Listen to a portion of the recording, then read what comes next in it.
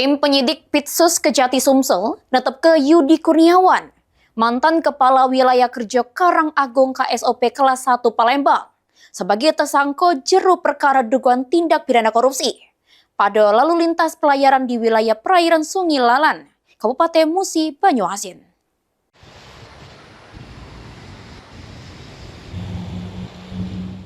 Tim penyidik tindak pidana khusus Kejaksaan Tinggi Sumsel netep ke Yudi Kurniawan yang merupakan aparatur sipil negara yang pernah ngejabat Kepala Wilayah Kerja Karangagung KSOP kelas 1 Palembang sebagai tersangka jero perkara dugaan tindak pidana korupsi pada lalu lintas pelayaran di wilayah perairan Sungai Lalan, Kabupaten Musi, Banyuasin.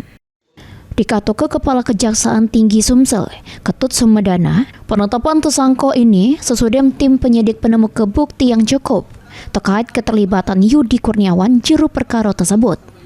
Dari perhitungan sementara, tersangka nerima duit terkait penertiban SPB sama SPOG sebesar 1,2 miliar selama periode 1 Mei sampai 31 Desember 2025.